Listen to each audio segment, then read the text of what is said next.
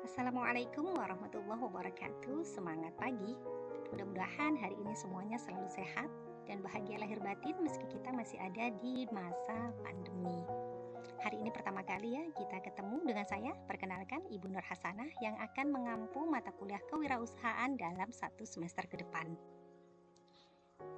Apa sih kewirausahaan itu? Jadi, deskripsi dari mata kuliah kita adalah suatu mata kuliah yang mengajarkan bagaimana kelak Anda akan menjadi wirausahawan yang memiliki ide atau gagasan hingga menciptakan lapangan usaha dengan memahami situasi dan kondisi yang terjadi di sekitar sehingga dapat mencetak wirausahawan yang dapat menciptakan lapangan kerja baik bagi diri Anda sendiri maupun bagi orang lain.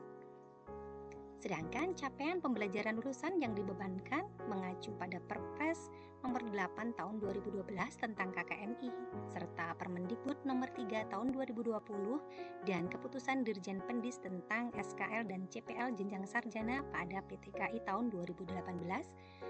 Pencapaian secara sikap Anda diharapkan berkontribusi dalam menciptakan mutu kehidupan masyarakat, berbangsa, bernegara, dan berkemajuan peradaban berdasar Pancasila, serta menginternalisasi semangat kemandirian, kejuangan, kewirausahaan dalam pekerjaan di bidang ekonomi syariah.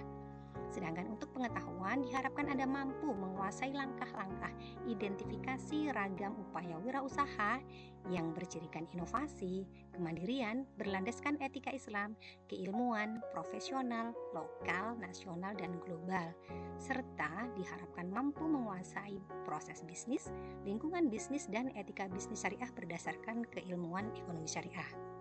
Keterampilan yang diharapkan dari Anda adalah mampu menunjukkan kinerja mandiri, bermutu dan terukur sesuai dengan bidang keahlian, serta mampu berkolaborasi dalam tim, menunjukkan kemampuan kreatif, inovatif, berpikir kritis, dan mampu memecahkan masalah. Sedangkan keterampilan khusus mampu melakukan perancangan usaha dan analisis pengelolaan usaha ekonomi berdasarkan manajemen risiko dalam perkembangan ekonomi syariah. Dalam 1 semester ini ada 13 topik yang akan kita pelajari, dikurangi UTS, PAS, dan kontrak, serta pemaparan singkat mata kuliah. Yang pertama ada konsep dan motivasi kewirausahaan. Dilanjutkan bagaimana persiapan berwirausaha, kemudian menyusun bisnis plan, kreativitas bisnis, modal kerja, dan analisis kelayakan usaha. Setelah UTS kita akan membahas apa itu analisis pasar, pemilihan lokasi usaha yang tepat, analisis SWOT dalam perspektif wirausaha, risiko bisnis, aspek global kewirausahaan, regulasi dan etika bisnis, serta presentasi bisnis plan. Sehingga diharapkan setelah 1 semester mengikuti mata kuliah, di akhir sesi Anda akan mampu melakukan konsep analisis kewirausahaan dan menyusun sebuah bisnis plan atau rencana bisnis. Referensi yang bisa Anda gunakan, setidaknya Anda harus punya salah satu dari buku-buku ini ya. Yang pertama ada Mulyadi Niti Susastro, ada Kewirausahaan dan Manajemen Usaha Kecil. Lalu ada Suryana, Kewirausahaan, Kiat dan Proses Menuju Sukses. Ada Thomas Zimmerer, yaitu Pengantar Kewirausahaan dan Manajemen Bisnis Kecil. Ada Irham Fahmi dengan Kewirausahaan dan Wawan Dewanto dengan Entrepreneurship Kewirausahaan Korporasi. Nah, setelah kita tahu apa saja yang akan kita bahas, buku-bukunya apa, kita akan mulai untuk pembukaan yaitu konsep dan motivasi wirausaha. Jadi, dalam tema konsep dan motivasi wirausaha ada 4 subtopik yang akan kita bahas yaitu definisi wirausaha, perbedaan wirausahawan dan karyawan, motivasi menjadi wirausahawan, dan kelebihan serta kekurangan berwirausaha. Dari tadi kita bicara wirausaha, entrepreneur, wirausaha. Sebenarnya apa sih wirausaha itu? Jadi, secara etimologi wirausaha berasal dari kata wira dan usaha. Wira bisa diartikan pejuang, pahlawan, sedangkan usaha ya suatu perbuatan untuk mencapai tujuan. Jadi secara harfiah, wirausaha adalah pejuang ataupun pahlawan yang melakukan perbuatan untuk sebuah tujuan. Sedangkan menurut KBBI tidak ditemukan kata wirausaha, tetapi ada padanannya yaitu wira swasta, sebagai orang yang pandai atau berbakat mengenali produk baru, menentukan cara produksi baru, menyusun operasi untuk pengadaan produk baru, memasarkannya, serta mengatur permodalan operasinya.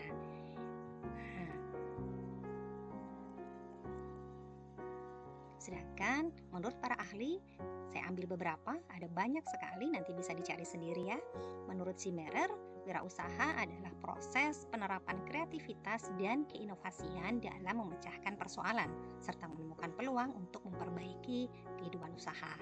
Sedangkan menurut Encyclopedia of Americana, wirausahawan didefinisikan sebagai seseorang yang berani mengambil resiko dengan menyatukan berbagai fungsi, produksi, termasuk modal, bahan baku, tenaga kerja, dan menerima imbalan dalam bentuk laba dari nilai pasar yang dihasilkannya. Dan menurut Marzuki Usman, wirausaha adalah seorang yang memiliki kemampuan menggunakan serta mengkomunikasikan sumber daya, baik itu keuangan, tenaga kerja, material, serta keterampilan untuk menghasilkan produk, bisnis, proses produksi, ataupun berbagai usaha baru. Sedangkan dalam perspektif Islam, kewirausahaan bisa diartikan sebagai kegiatan yang dilakukan orang maupun sekelompok orang dengan melihat peluang yang ada, kemudian membuka usaha dalam bidang produksi, distribusi, barang ekonomi maupun jasa, serta membesarkan, mencurahkan pikiran dan seluruh kemampuannya untuk memperoleh keuntungan sekaligus sebagai salah satu wujud ibadah kepada Allah Subhanahu wa Ta'ala. Nah, itu tadi definisi dari wirausaha. Kita masuk ke subtopik kedua, yaitu perbedaan wirausahawan dan karyawan. Nah, di sini ada 10 poin kita bahas gitu ya. Yang pertama, untuk wirausahawan berpenghasilan bervariasi, sedangkan karyawan memiliki gaji tetap. Lalu wirausahawan memiliki peluang lebih besar untuk menjadi kaya, sedangkan karyawan ya relatif gitu ya. Pekerjaan wirausahawan tidak rutin gitu, sedangkan karyawan rutin. Wirausahawan memiliki waktu atau kebebasan waktu yang tinggi, sedangkan karyawan terikat dengan jam kerja. Wirausahawan tidak ada kepastian, termasuk meramalkan kekayaan karena bisa saja terjadi kebangkrutan gitu ya. Sedangkan karyawan ya sudah pasti, termasuk bisa meramalkan kekayaan. Artinya kalau kita dapat gaji 2 juta per bulan, secara utuh gitu hitung-hitungan, berarti 1 tahun kita akan dapat 12 kali 2, yaitu ada 24 juta. Sedangkan wirausahawan dituntut untuk adanya kreativitas dan inovasi. Karyawan tentu saja tidak, karena hanya menunggu perintah atasan. Ketergantungan rendah, karena tadi hanya bergantung atau dia adalah pemiliknya gitu ya. Sedangkan karyawan ketergantungan tinggi.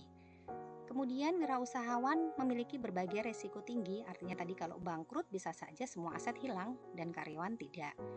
Terus wirausahawan bisa berpeluang menjadi bos dengan tanggung jawab yang besar, sedangkan karyawan relatif sulit menjadi bos, apalagi kalau bekerja pada perusahaan keluarga, tetapi memiliki tanggung jawab yang relatif kecil. Nah, ini tadi 10 poin perbedaan wirausahawan dan karyawan. Subtopik ketiga ada motivasi berwirausaha. Jadi motivasi berwirausaha secara garis besar ada 4, yaitu ingin memperoleh laba tentu saja ya, seperti definisi dari wirausaha tadi. Kedua, memiliki kebebasan waktu. Yang ketiga, ada impian personal atau standar hidup yang diinginkan yang tidak bisa dicapai dengan menjadi karyawan, dan tentu saja memiliki kemandirian.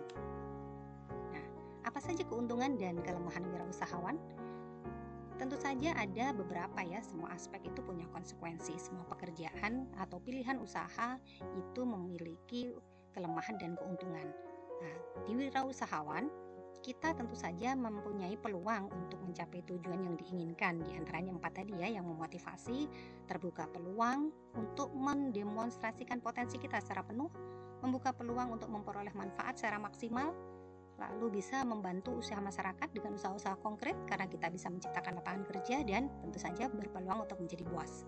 Sedangkan kelemahannya, pendapatannya tidak pasti karena bisa memikul berbagai resiko, harus bekerja lebih keras, bahkan jauh lebih keras daripada karyawan, bisa jadi waktunya yang 24 jam itu hampir-hampir saja rasanya kurang gitu ya, dan kualitas hidupnya masih rendah sampai dia berhasil.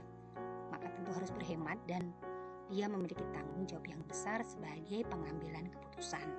Nah, ini ya sebagai tema pembuka kita di mata kuliah kewirausahaan. Tentu sudah ada bayangan kira-kira akan jadi apa? Dipikirkan nanti. Kita akan bahas di topik selanjutnya. Nah, sebenarnya apa sih yang dibutuhkan untuk memulai bisnis? Hanya ada 3 hal sederhana. Anda lebih mengenal produk Anda sendiri, mengenal pelanggan Anda, dan memiliki hasrat yang membara untuk sukses. Tetap semangat. Assalamualaikum warahmatullahi wabarakatuh.